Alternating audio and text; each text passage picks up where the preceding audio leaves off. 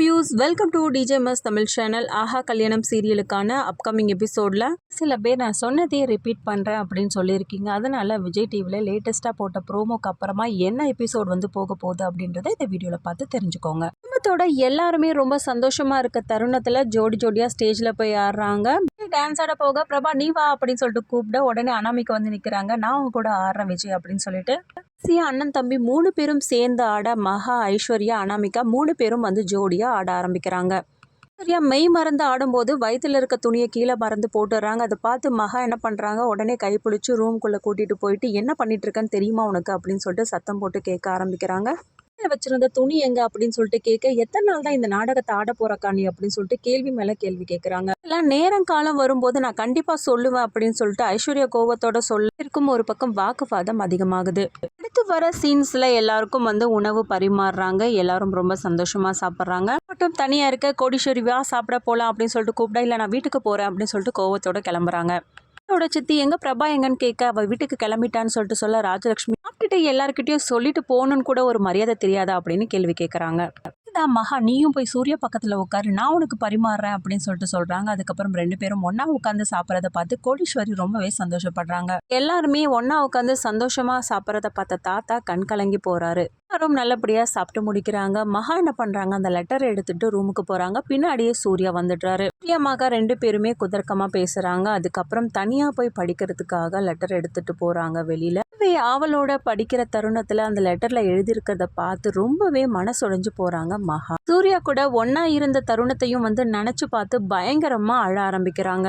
யாருக்குமே சொல்லாம கையோட அழுதுகிட்டே அப்படியே வெளியில எழுந்து போக, இந்த பக்கம் ரூமுக்கு வர சூர்யா எங்க மகாவை காணோம் அப்படின்னு சொல்லிட்டு பாக்குறாங்க. கீழே எங்கேயாவது போயிருப்பா அப்படின்னு சொல்லிட்டு கீழே போயிட்டு அவங்க சித்தி கிட்ட கேக்குறாங்க. கொஞ்ச நேரம் கூட உன்னால பொறுக்க முடியாத சூர்யா அப்படின்னு சொல்லிட்டு கிண்டலா பேசுறாங்க. மணி 11 ஆகுதுல்ல, இன்னும் ஆளை காணுமேன்னு பார்த்தேன், ஒருவேளை தாத்தா ரூம்ல இருப்பாளோ, அங்க போய் பாரு அப்படின்னு சொல்லிட்டு சொல்லி அனுப்ப, அதுக்கேத்த மாதிரி சூர்யாவும் அங்க போய் பாக்குறாரு.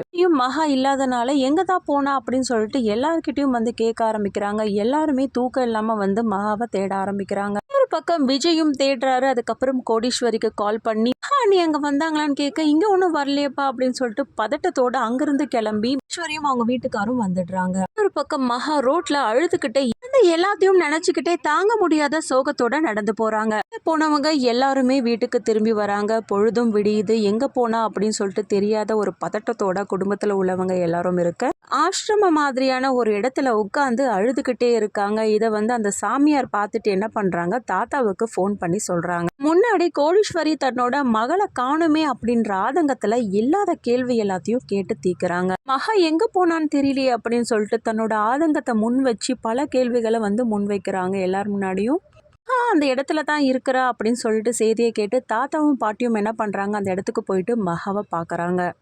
மகா இப்படி பண்ணிட்டியம்மா, உன்னை வீட்டில் உள்ளவங்க எல்லாருமே எப்படி காணும்னு சொல்லிட்டு பதறி போகணும், ஏமா இப்படி ஒரு காரியத்தை பண்ண அப்படின்னு சொல்லிட்டு தாத்தா கேட்க, அந்த கடிதத்தை எடுத்து நீட்டுறாங்க தாத்தா பாட்டி கிட்ட.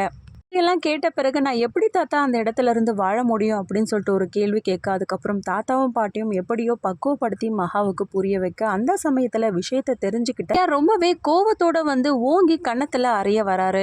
முழுக்க எங்க போன, உன்னை தேடி எங்கெங்கெல்லாம் அலைஞ்சோம் தெரியுமா அப்படின்னு சொல்லிட்டு ரொம்பவே கோவத்தோட பேச, தாத்தா பாட்டி எப்படியோ தடுத்து அதுக்கப்புறமா வீட்டுக்கு கூட்டிட்டு போறாங்க மகாவை. அப்புறம் மகா சூர்யாவோட சேர்ந்து வாழ்றாங்களா, இந்த பிரச்சனை எல்லாம் தீர்ந்து போகுது.